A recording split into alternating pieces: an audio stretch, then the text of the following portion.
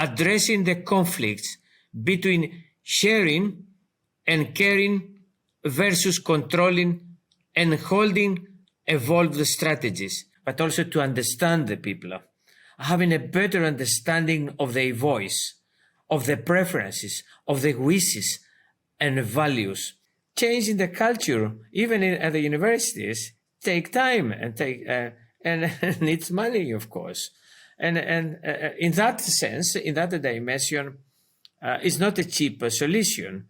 Created a compassionate society. And I think that is a strong mission for all of us.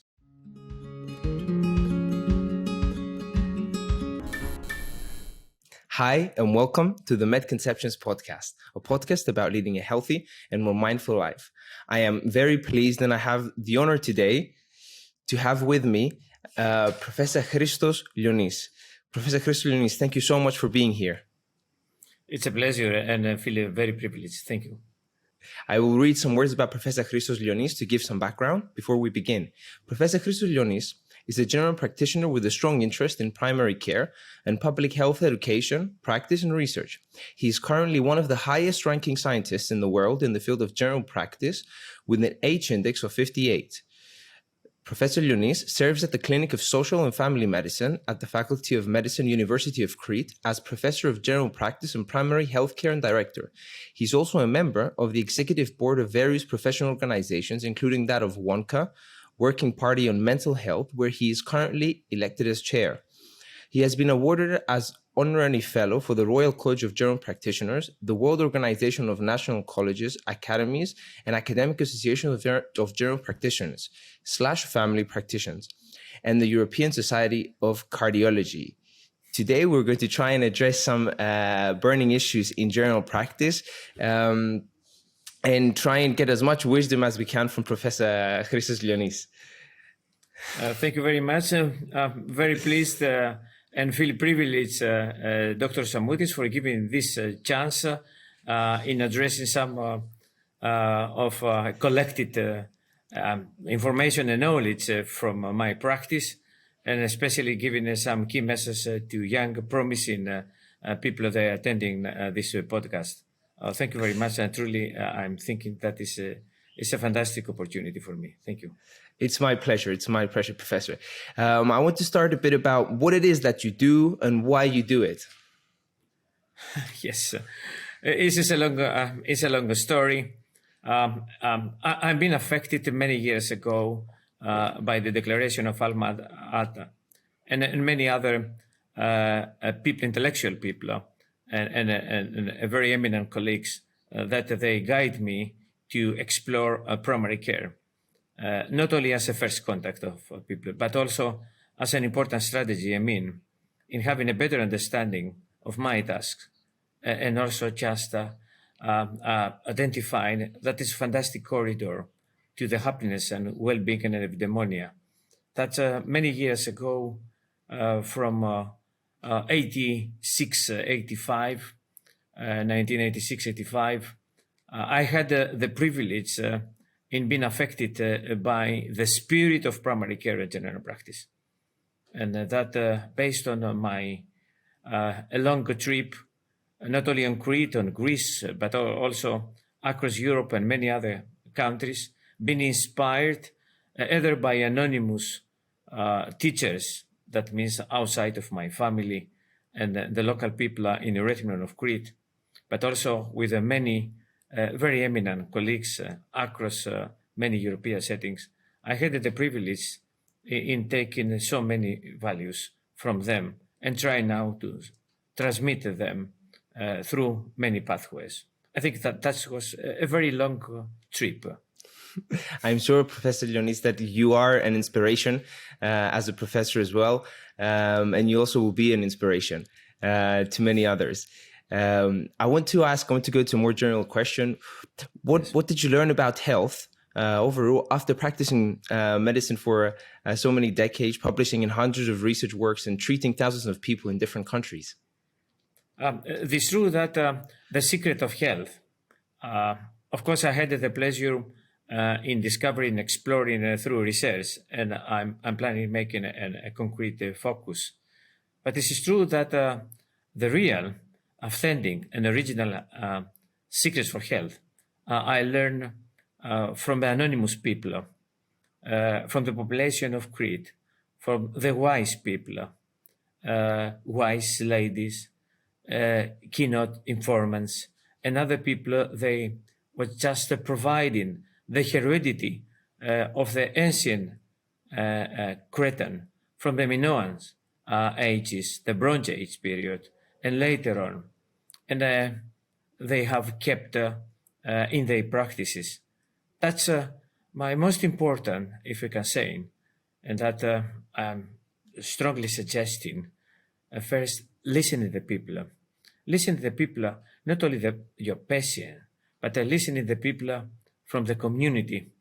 Listen to the stories. Stories, what fantastic word. Now, Dr. Samoutis, we're talking about narrative medicine. And narrative medicine, of course, now as a concept has been cultivated in the Columbia University in the US. But just coming back, I remember that it was an important heredity from ancient Greece. Just people telling stories, and the young generation quite learning from the stories of the older people. And that I started my career. The first hypothesis, research hypothesis generation, was based on the observation of the practice and the performance of the older people, of the families, and key informant there, so wise people across the Cretan community. And that I constructed, together with the team and my colleagues, we constructed many research hypotheses based on those observations and listening to people. And I think that is the most important privilege from the young researchers. That is wonderful, and I'm sure narrative medicine doesn't only lie in the field of medicine as well, but it lies in all kinds of fields, and active listening skills are very important to have in this world. And I'm sure you would agree with that. Yes, precisely. And just returning to your concrete question about the research and what now a family practice and primary care research needed to learn, and what now I'm trying to send as a message.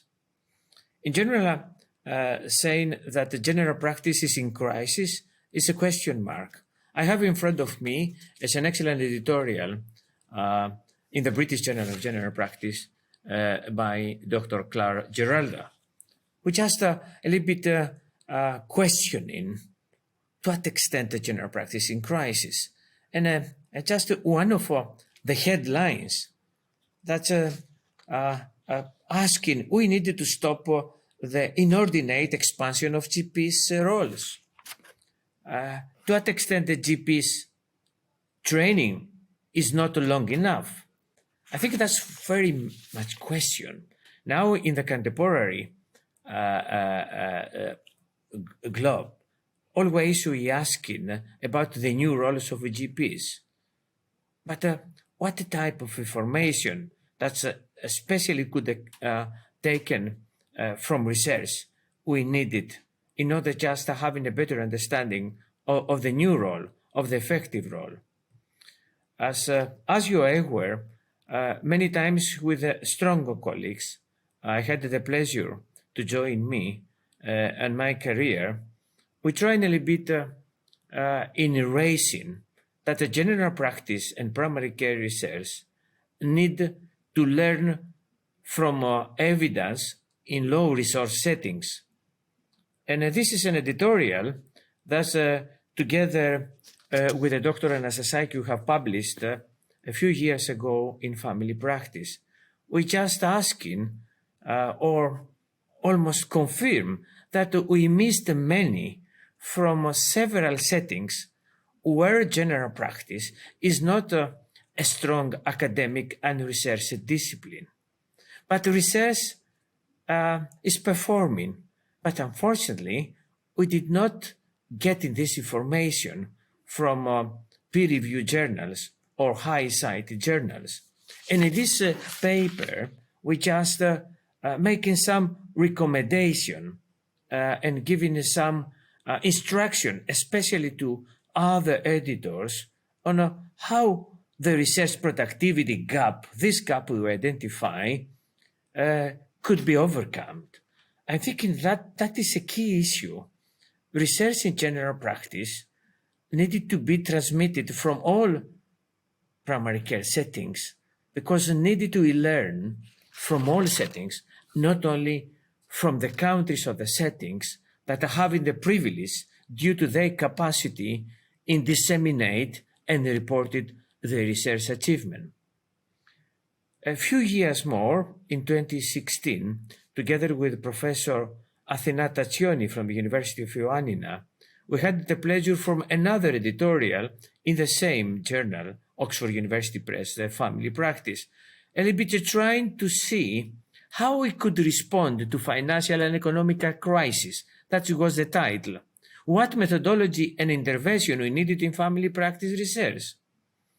Of course, now we could just write a similar editorial responding now to the pandemic or ecological crisis. I think that such evidence needed to be accelerated and gathered from a more current discussion. We discussed in this editorial a lot of recommendation, but I thinking that the most important message that it was conducted good quality implementation research project in family practice may related to the effectiveness of primary health delivery. And we highlighted one of the first priorities in general practice research, thus especially the development of translational research in steps 3 and 4, almost giving a focus more on RCTs in general practice primary care. We needed, Dr. Samoutis, more evidence now from interventional research. And now, just a couple of days ago, as a continuous work with Professor Tatsioni and one very promising colleague, Dr. Mishu, we published in the same journal a systematic review focusing on health outcomes in primary care and 20-year evidence map of a randomized controlled trial. We wanted to see, after years, how is now the current status and the situation in primary care research. And unfortunately, still today, there are research gaps. And just namely, research gaps are identified in prevention and palliative care and behavioral intervention, as well as in safety and patient-centeredness outcomes. That means how important now is to turn the attention of a primary care and family medicine general practice research in behavior change intervention, palliative and prevention care, but also just with a more concrete focus on patient-centeredness. And just lastly, completed my response to that, your question.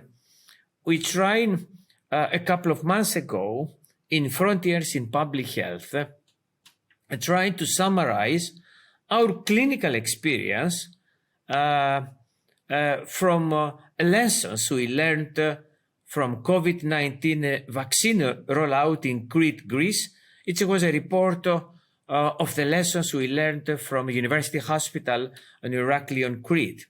It was just a review, a report, empirical knowledge we gathered from that experience, that performance. But the most important is that based on that discussion, we just stressed the need for further research, research for new healthcare models that we needed in general practice to cope with health system resilience, to cope to the needs introduced to COVID-19 pandemic. We're talking about the need of health, of the role of compassion and empathy that have received a broad attention during the pandemic. We discussed the need of an introduction of health technology, and especially of the next to the patient's technology. Points of care needed to be addressed, especially in transformation of the care system.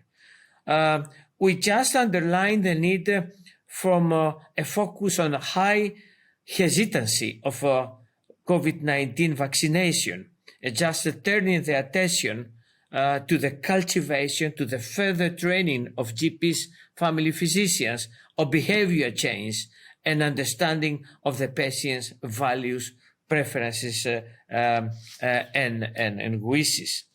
And I think that based on this empirical study, and finally, to respond, to promote an effective research in general practice and primary care, we needed an important link, an integration with public health. Just referring to a pioneer paper, we tried, of course, joining excellent papers from UK, but it was almost the first paper from Southern European and Mediterranean settings, just an evidence-informed integration of public health and primary care, reporting the experience from Crete, trying to translate the empirical research to a model, integrated model, giving a focus on that integration or that link between public health and primary care. That's wonderful, Professor. And I take here, you mentioned three dear subjects to my heart, which is prevention, the need for behavior change interventions, and palliative care. I would love it we could talk a bit more about these and more on the practical side, and maybe the models that you just described. Maybe we could begin with prevention over treatment. Yes. As you're aware, I'm coming from an island, Mediterranean island. That's, the culture, especially in isolated and remote areas, is a strong predictor of behavior. That means primary care practitioners generally need not only to lead, to listening, but also to understand the people, having a better understanding of their voice, of their preferences, of their wishes and values. That I'm thinking that is very, very important. It's just in enhancing and giving a more focus on communication skills. And communication skills as they could empathize inside in motivational, that means motivational skills, as they translated to local settings is very, very important, and also with a specific focus on compassionate healthcare.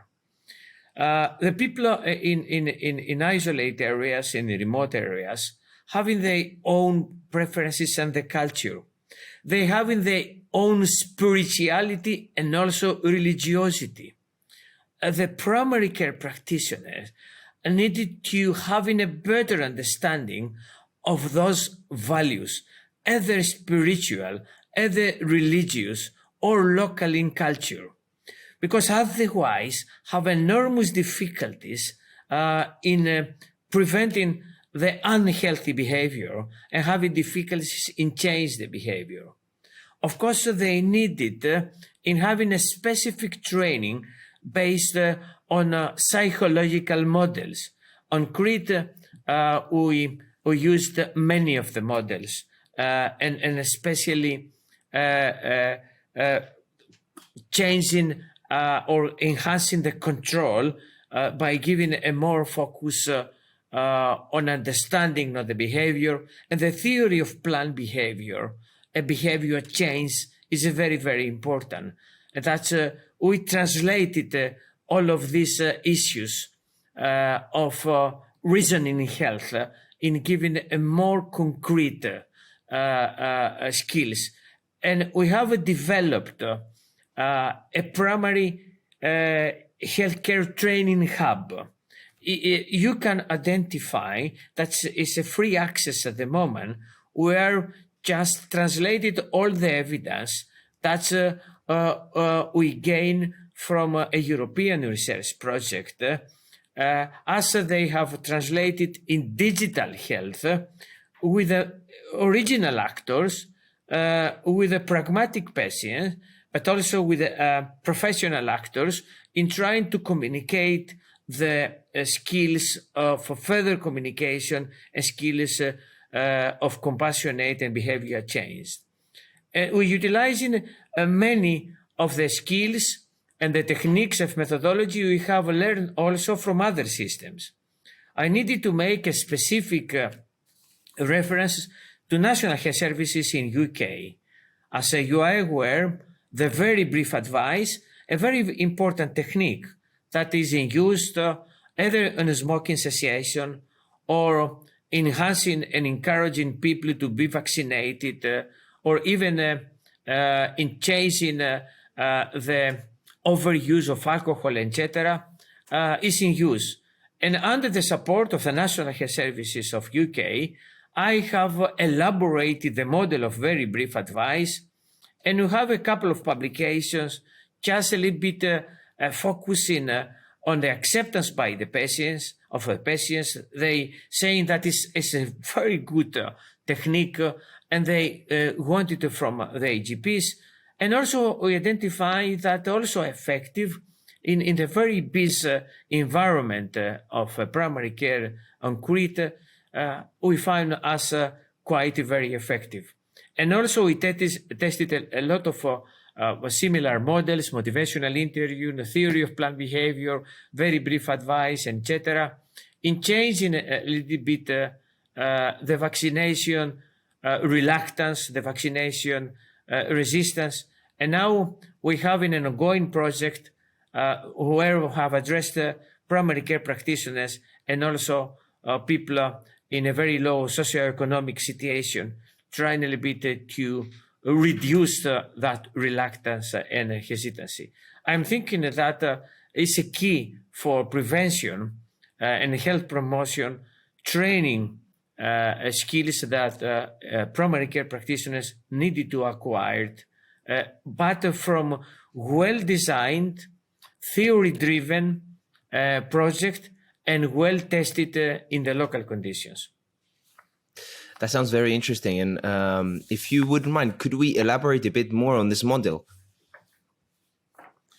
Yes. The theory of planned behavior is asking general practitioners, and in general practitioners, is giving not only focus on the attitudes and behavior of the people they are addressing, and not only on the normative belief systems that a set of the rules that in generally, but also just giving a very high priorities on the intention to behavior, that intention to behavior through a better understanding of a cult of a sense of control of either barriers or incentives that potentially enhancing the behavior. That's asking practitioners to be more enclosed with their patients and sufficient, of course, listening their attitudes and their already performance, but also more understanding, just having an understanding of so-called perceived control, a perception of barriers, of the difficulties, or the potential incentives that the people consider as a key important factors to change the behavior, to the expression of the intention to behavior is quite important. We tested this model in many type of important issues of prevention. And the first we tested is just towards to polypharmacy and inappropriate prescribing. We tested this model trying to address three important pillars: patients, primary care practitioners, and also community pharmacists. We try and join them having such theoretical framework. Of course, we embedded other skills like motivational interviews related skills, compassionate skills, trying a little bit to prepare so-called a blend of behavior intervention. But the most important, especially for the young people, is of course, is good in keeping the theory. The theory needed always to drive our intervention, but before utilizing, needed to implement, to test, to culturally adapt it, and checking to what extent all the components of the theory needed to be appropriate, transmitted and translated into interventions. This is all very interesting, and I do have many follow-up questions on this model of care. But I'm sure we could provide a link where people can access the hub that you described previously. Let's move on now to, could you talk a bit about the Cretan lifestyle and the Cretan diet and some benefits that might have? Yes, I'm not a specialist in nutritional. I was learning from many of my mentors, and one of them was Professor Adonis Kafatos, who just was focusing on the Cretan diet. I'm aware that another fantastic mentor, Professor Trichopoulou, also just a fantastic focus on in generally Greek Mediterranean diet. And I'm thinking that we have a lot of opportunities and some research that already done within a general practice, trying a little bit to see to what extent the Mediterranean diet is still active, or diet. That was an important issue. Not only just making a reference to the importance of publication of those important mentors. And one of the big projects we have in important learning, it was a so-called MEDIS project that has been guided by the Harrokopi University and Professor Demosthenis Panagiotakos. And the Cretan cohort, a cohort with a couple of general practitioners in working and serving in rural and urban areas, was just transmitted. And the MEDIS project utilized certain Mediterranean islands, included Cyprus, of course, a country, but also an island, and Crete, Malta, Samos, Corfus, and certain other. Trying a little bit to understand to what extent the Mediterranean diet is active in an older group, and just trying a little bit to identify some of the secrets, just learning from this type of people. And just one of the publication we have in this evidence, we identify that the older people, due to the time, reducing smoking, not saying only habit, is dependence. That means a smoking habit has been reduced. That's a key message that occurs, that the people are having an understanding that the smoking have a very important negative damage, of course. And also having a better understanding that's to keep a a healthy status is enhancing the social network, enhancing the social activities, in reducing loneliness, and stop living alone. They reporting, but also another which not positive, increasing, that's especially from Crete, the amount of alcohol. But that was reports from older group. Unfortunately, now the Mediterranean diet, with so very key and important information, is not so prevailed as in the past. Certain components are still active, but unfortunately, we missed the classic Cretan diet. One of that we missed, and we tried it as a first time a little bit to reactivate and erase and modernize with evidence, was a focus on Cretan herbs. Cretan herbs was not traditionally included in the Cretan diet. Based on initial observation with older people, in many settings on the island of Crete, we have an understanding that a variety of Cretan herbs have a very positive potential at this time effect on their health. We hypothesized that this potential mechanism, it was a mechanism, an antioxidative stress mechanism.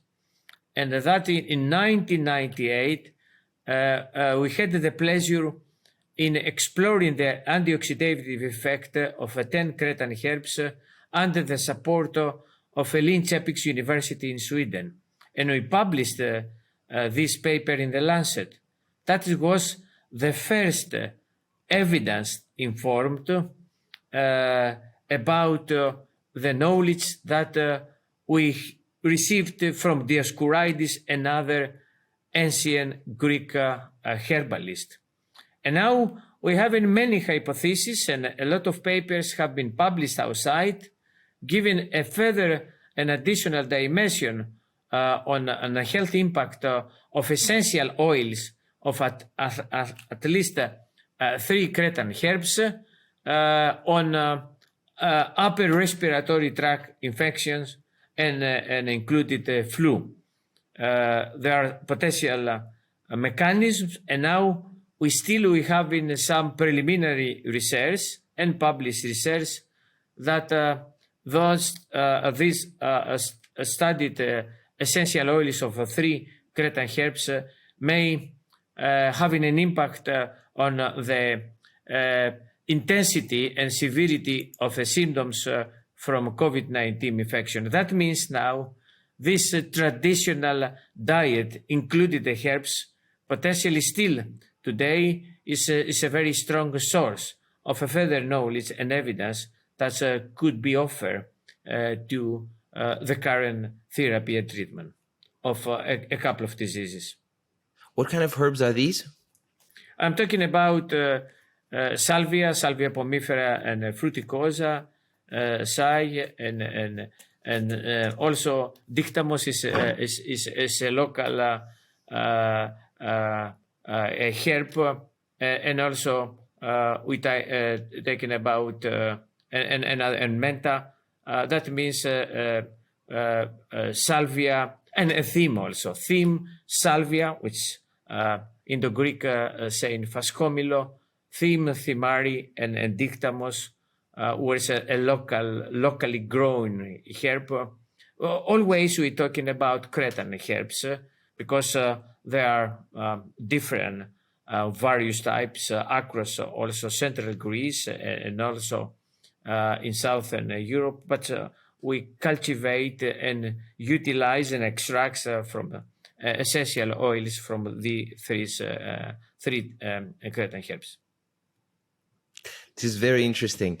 I think this brings us to, it's a good segue to another topic that I wanted to discuss, about the I'll present it to you, and then a few words I think would be good. So it's said that good care is high technology care or high cost care. Do you agree with that, and in what way, if so? Difficult question, because I needed to stay in a different stage. If you're saying that training primary care practitioners to utilizing more communication skills and more behavioral change theoretical frameworks, it's true that it's a high cost at the beginning. But then having those training practitioners changing the lifestyle and promoting health is quite low.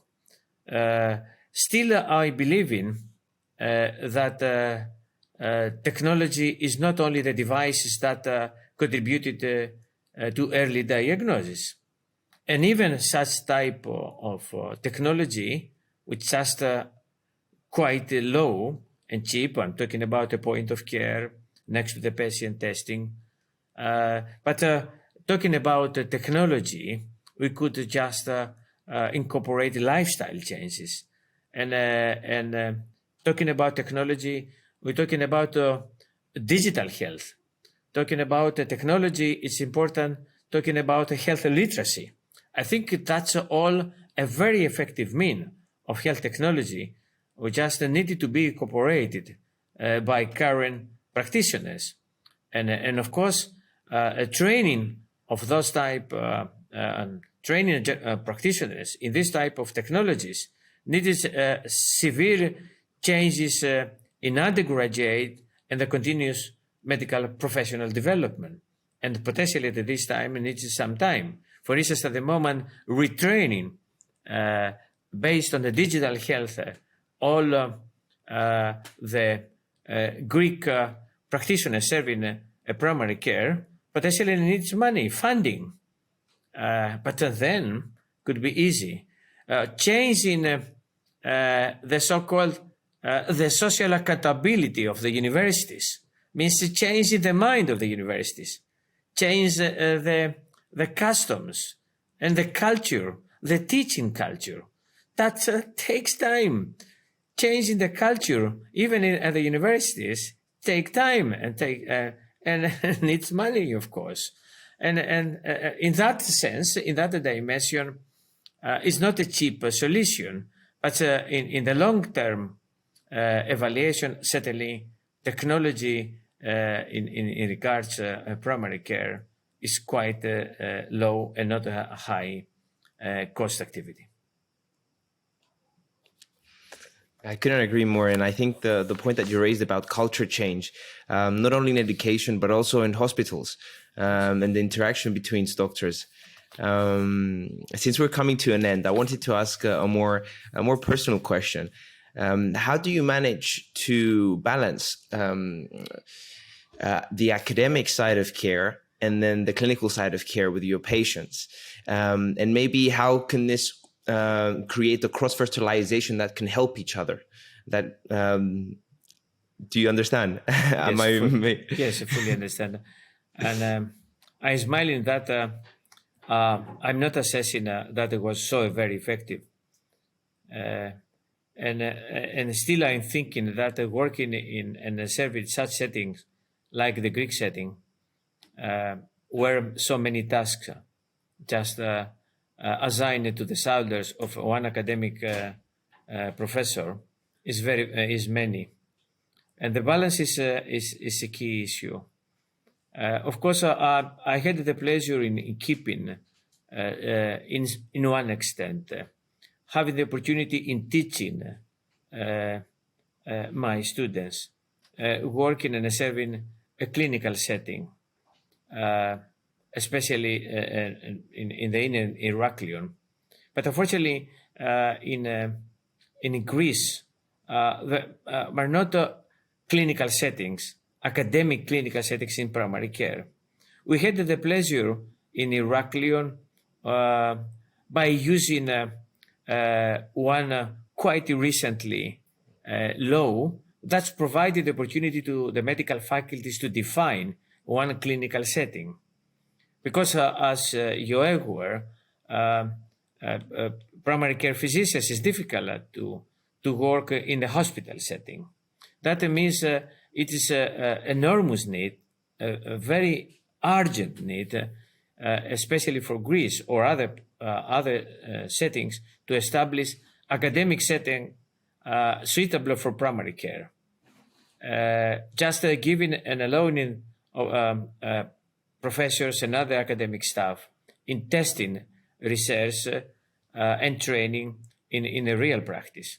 Initially, I took personally, even opportunistically, the chance in communicate with the people. For instance, one opportunity that personally with my colleagues, Professor Chiliani and Professor Sivoulakis, we had is taking the opportunity in utilizing a vaccination practice inside in the university hospital, and we transform, giving a more comprehensive, a more integrated, and more primary care focus. That was an opportunity. We trying in utilizing one of the units that we have already recognized as a clinical academic settings. That's the 4th primary care unit in Heraklion, and many thanks to Dr. Anastasiou Fotini in teaching our residents or students. That means even opportunistically, we used the time in keeping the balance that you're asking. But I'm thinking that for a best outcomes, we needed to have our own academic practice that where we can serve almost every day our own setting, our own local community. Other opportunistic, of course, opportunities, just utilizing NGOs or visiting. Of course, there are other pathways, but already I stress the most effective way. Academic medicine needs to have academic primary care also as a clinical setting. And I'm sure this will help shorten the gap in research and primary care that you mentioned in the beginning. I'm very happy that we did this, because all the stuff that's been said was very interesting and I'm sure very helpful. I would like to end this podcast with a message that you could say to young aspiring healthcare professionals going into academics, maybe general practice, academia. Yes, thank you very much. I'm planning giving my own message, but it's very important always in learning from wise people and wise mentor. And now in front of me, I have one of the best papers I have already read. It is a fantastic review paper by Professor Paul Gilbert in Frontiers in Psychology. I'm just reading the title, Creating a Compassionate World, Addressing the Conflicts Between Sharing and Caring versus Controlling and Holding Evolved Strategies. It's a fantastic test, giving so many recommendations and advice, not only to individuals or groups, but also to societies. Created a compassionate society. And I think that is a strong mission for all of us, and especially the young promising researchers and practitioners. The second, that is a personal message. By yesterday, and I suppose that will be wonderful, Dr. Samoutis, if it just will be potentially one of the next podcasts.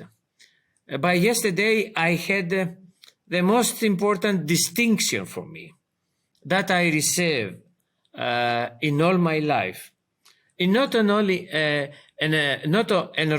academic organization or a world association or a university that recognize me provide in a word. I follow the advice one of the community leaders in the countryside, in the county of Agios Vasilios, a county where I was performing and serving the local and rural population and serving for 10 years when I was young. Following the advice of this local stakeholder, I had the pleasure, after 30 years, in meeting the survivors of my patients. It was mostly females, over 85, and they were surrounding of me. And they asking to telling to me some few words.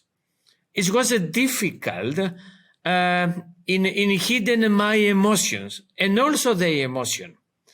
It was so very warm feelings, and that's I was thinking that at once time I was in a paradise, or just following also Epicurus word about ataraxia, mental ataraxia, means a peace, having a chance that I was dreaming.